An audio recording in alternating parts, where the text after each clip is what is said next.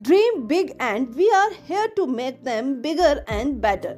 St. Solders Convent Senior Secondary School Sandoho, Hamirpur offers admission for new session from playway to senior secondary level with following academies: special coaching from class 6 to 12th, NDA, Navodaya Vidyalaya, Army, Sainik School, Air Force. Himachal तहलका news में आप सभी दर्शकों का बहुत बहुत स्वागत है। चलिए शुरुआत करते हैं इस खबर की। देखिए, शिमला में गौ के साथ दुष्कर्म का मामला और पुलिस की कार्रवाई से असंतुष्ट विश्व हिंदू परिषद उपायुक्त को सौंपा ज्ञापन। देखिए, वहीं एडिशनल एसपी शिमला नवदीप सिंह ने कहा कि पुलिस 20 जनवरी को एक व्यक्ति को गिरफ्तार कर चुकी है। धारा 370 के तहत मामला दर्ज कर लिया गया है। अन्य लोगों से भी पुलिस की पूछताछ जारी है। आजी गांव में पालतू गाय और बछड़े के साथ घिनौनी हरकत का मामला सामने आया है और स्थानीय लोगों को संदेह है कि एक व्यक्ति अकेले इस अपराध को अंजाम नहीं दे सकता है। इसमें 4 से 5 लोग शामिल हो सकते हैं। स्थानीय निवासी एवं अधिवक्ता विवेक शर्मा ने बताया कि जिस प्रकार पहले गौशाला का ताला टूटा था, इसके बाद इस घिनौनी वारदात को अंजाम दिया गया। एक व्यक्ति इसे अकेले पूरा नहीं कर सकता। उन्होंने संदेह जताया कि पुलिस मामले को दबा रही है और जो आरोपी गिरफ्तार हुआ है वो अपने साथियों को बचा रहा है।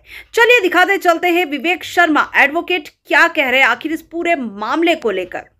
देखिए, एक जो विषय अभी हाल ही में सभी की जानकारी में है कि ढांडा क्षेत्र में गौ माता और गौवंश के साथ, सिर्फ गौ माता और उनकी बच्चिया के साथ भी दुर्व्यवहार हुआ है। ये चीज़ हमें अभी हाल ही में जब ये विरोध प्रदर्शन हुआ उस समय पता चला कि केवल गौ माता ही ऐसे तत्वों का शिकार नहीं हुई, एक 6 महीने की बच्चिया भी दुराचार का शिकार हुई है। हम लोगों ने सिर्फ ये जानकारी लेने के लिए कि इस पे कड़े कदम जो भी पकड़ा गया है एक व्यक्ति, उसके खिलाफ क्या क्या उठाए गए हैं, और क्योंकि अंदेशा सभी को यह है कि इसमें एक से ज़्यादा व्यक्ति की संलिप्तता है और अभी केवल एक ही व्यक्ति जो शायद अपने साथियों को छुपाने का या बचाने का प्रयास कर रहा है। हम लोगों ने और स्थानीय जनता ने एक इस वजह से विरोध प्रदर्शन किया क्योंकि ये सांस्कृतिक कुठाराघात था। हमारी आत्मा को, हमारी चेतना को, हमारी मान्यताओं को, हमारी सभ्यता को एक चोट पहुँचाने का एक दुष्कर्म और प्रयास हुआ है। आज का हमारा मकसद ये था कि जिस दिन ये विरोध प्रदर्शन हुआ उस दिन हमें बताया गया कि धारा 377 जो इंडियन पिनल कोड की है उसके तहत केस रजिस्टर हुआ है, जबकि जो पशुओं के साथ जो क्रूरता के तहत जो अन्य कानून हैं, क्रूरल्टी टू एनिमल्स के तहत कई धाराएं हैं और उनके 11(1)(c) के तहत जो ये क्रूरता से बचाने के लिए जो अधिनियम बने हैं उनके तहत कोई भी केस रजिस्टर नहीं किया। तो ये अपने आप में एक प्रश्न चिन्ह भी उठाता है कि क्यों ऐसे कानून नहीं लगाए गए, ऐसी धाराएं क्यों नहीं लगाई गई, केवल 377 तक सीमित क्यों रखा गया है। और देखिए, एक गंभीर बात यह भी है कि वहाँ पर एक मस्जिद का निर्माण भी हुआ है, पुलिस चौकी के साथ ही उसकी दीवार साझा हुई है। तो किन लोगों ने, क्योंकि जतोग क्षेत्र ऐसा है कि जहाँ मुस्लिम शायद रहते ही नहीं है, एक भी नहीं होगा, एक आधा कोई वैसे किराए के मकान में रह रहा होगा हाल में, तो वो अलग बात हो सकती है, लेकिन वहाँ कोई मुस्लिम परिवार नहीं है। किन लोगों द्वारा वो निर्माण किया गया, किन परिस्थितियों में, किसकी अनुमति से, कब, कहाँ, कैसे हुआ गया, ये सब भी जांच का विषय है।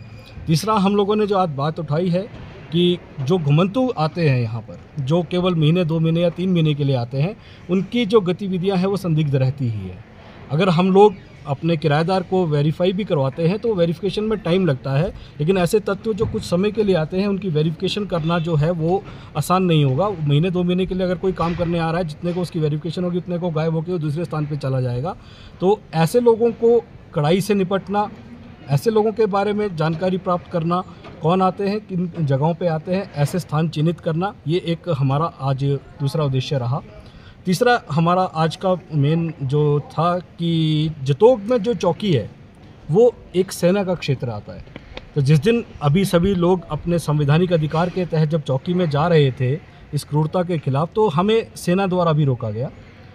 अगर इसी तरह से अगर सेना रोकती है, और ठीक है, सेना के अपने कानून है, सेना अपने नियमों के तहत बंधी है, सेना की कार्रवाई जो भी रही हम उसके ऊपर प्रश्न चिन्ह नहीं उठा रहे हैं, लेकिन अगर कोई फरियादी वहाँ जाना चाहता है और सेना के गेट बंद हो जाते हैं तो चौकी पर पहुंचना फिर आसान काम नहीं है, और पूर्व में भी ऐसा हुआ है कि सेना के अगर कोई आदेश हो जाए तो वहां जाना बहुत कठिन हो जाता है, जो रास्ता है वो बंद कर दिया जाता है, वहाँ गेट बंद हो जाता है। तो हम चाह रहे हैं कि क्योंकि अपराध जो है, चाहे वो किसी भी श्रेणी का अपराध है, चाहे नशे से जुड़ा व्यापार चल रहा है, वो जतोग चौकी को बाहर लाने का बहुत ज़रूरी एक आज विषय बन चुका है। तो जतोग चौकी वैसे तो पहले हम लोगों ने निवेदन किया भी था, उसके ऊपर काफ़ी कार्रवाई भी हुई और टूटू में एक क्षेत्र का चयन भी हुआ है। वो कहाँ तक पहुँचा है उसे एक्सपेडाइट किया जाए, जनहित में, जन सुरक्षा में, और जो वर्तमान परिस्थितियाँ बनती आ रही है उसमें ये बहुत ही आवश्यक है कि इन प्रयासों को कठोर रूप से किया जाए।